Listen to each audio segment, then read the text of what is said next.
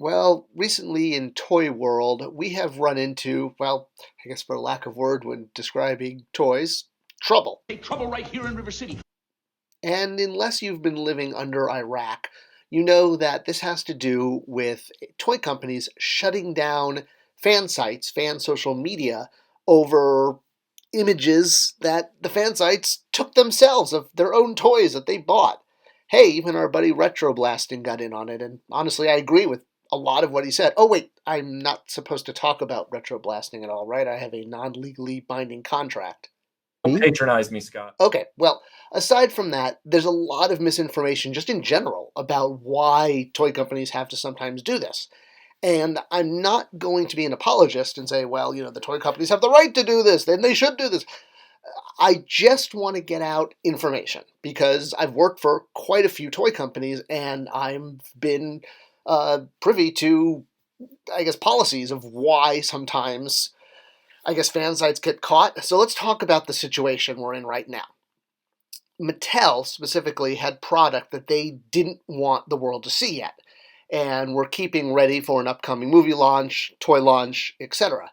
The product was seen, but it was actually sold totally legally above, the board, receipt in hand, to fan sites that did a review. And the consequence was these fan sites got slapped and some got taken down or, penalties. I get how people might feel about this, especially in the sense that these were just toys of dinosaurs, right? So how can how can a dinosaur be a spoiler for something? Because it's just, it's at the end of the day, it's an animal. It's a non-existent, extinct animal. Well, except for the ones in the backyard. Well, the reason is because the owner of the brand, in this case Universal Studios, gets to say what is a spoiler and what isn't. It's their brand. It's their content. They own it. It's up to them to decide what is, the brand and what isn't, and how other people can interact with that. And that includes often how fans interact with brands. There can be times when an IP owner can step in. All right, we're getting off track. Let's get back to the situation at hand. So, several fan sites reviewed upcoming Jurassic Park 3 product that is not supposed to be on shelf yet. And they received social media slaps, more or less. I'm simplifying it. I'm not trying to, it's not commentary on anything. I'm just trying to simplify it for the story. Now, these fan sites bought the product, receipt in hand. This wasn't, didn't come from falling off the back of a truck or something like that. It's, it belonged to the site owner and they made a video about it. And it makes sense why, if you're a site dedicated to showing off new toys and you get new toys, you want to show them off. So it doesn't seem fair that there should be a social media slap because they were just showing product they owned. The idea that it was top secret was like, how would they even be privy to this? And whose right is it to say, what's top secret? Well, at the end of the day, it is the person who owns it. Again, in this case, Universal can say what aspects of their brand are under wraps and which ones are not. And I know there's a lot of finger pointing about who's at fault here. Is it the toy company? Is it the fan site? Is it the e-tailer that sold the product to the fan site? Is it, I don't know, Spider-Man's fault? Probably not. Either way, there are some sort of, well, I don't want this to turn into commentary on the situation because I know emotions are high. And I'm not trying to defend anyone, toy companies, fan sites, IP owners. I just want to explain the logic. I don't want this to turn into a discussion of, morality and good versus evil, because at the end of the day, the winner with that is always going to be John Hanning speak for, all of the obvious reasons.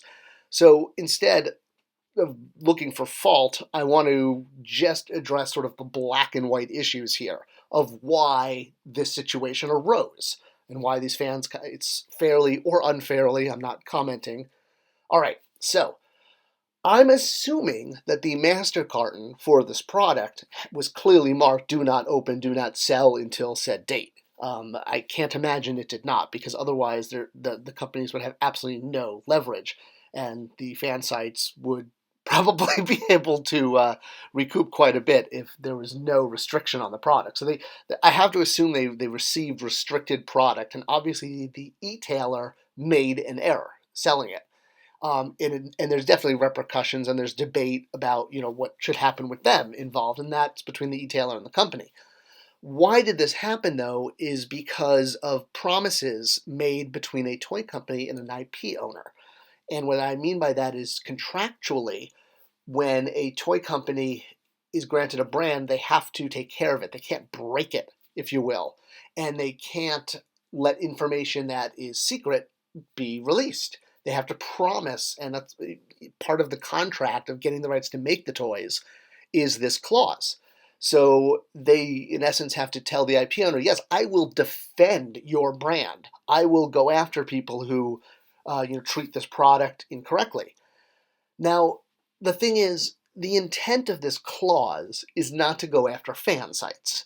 This is a completely arbitrary result. The point of this clause is to go after pirates and bootleggers, essentially the people who mass sell stolen product and can be selling it ahead of time, that type of thing.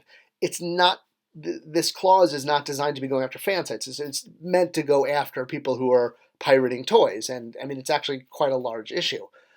So I suppose, to put it another way, the clause that's written into these contracts between the IP owner and the toy company, and signing a contract that allows the company to make those toys, so allowing Mattel to make Jurassic Park toys, Jurassic World toys, requires them to defend the Jurassic World brand, and specifically the licensed product of that brand.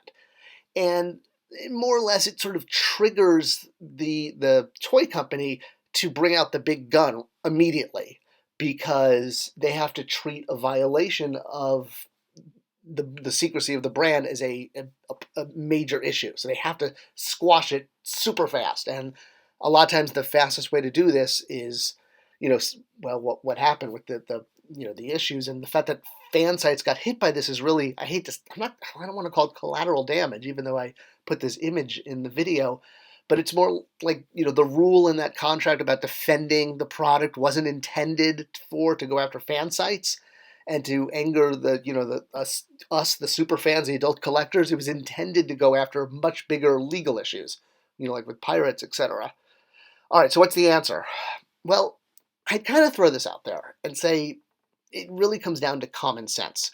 I mean, the people that are making videos about toys on YouTube, and I suppose I'm talking about myself in this population, well, obviously we all understand that if you find a hidden jewel, an amazing item, we want to rush and make a video about it to separate ourselves from the pack, and then get upgraded to a +5 level wizard, so that our site gets more hits. And it's very tempting when you get product that is not out yet to want to make a video about it, because it's going to draw attention to your site.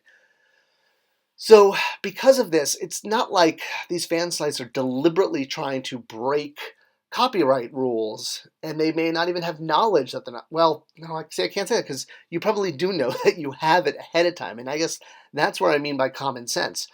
There's rules and regulations that the toy company is bound to follow based on their contract, that they have to go after anyone who interrupts the flow of the brand's information, to be broad. And unfortunately, that could include fan sites. Fair or unfair, the clause is there in order to defend it against much larger issues. Again, like people bootlegging toys.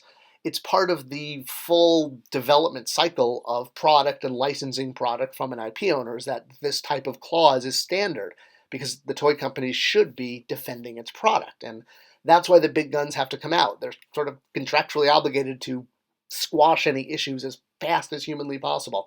So when I say common sense, and I get some of the reaction to this, but the company doesn't want to bring out its big gun against fan sites. So if you have a product is not supposed to be out, if you want to avoid the big gun, which they don't want to bring out, it may be best just to hold off on reviewing that product until it's shipping, and not jump on, a news story that accidentally fell in your lap, I guess you could say. All right, I hope this explained the issue, and did so without commentary or getting myself in trouble with anyone who might think that, I don't know, I'm trying to explain away evil business practices, which are not always evil, but, logical. Share this video. Thank you so much for watching, and I'll see you next time.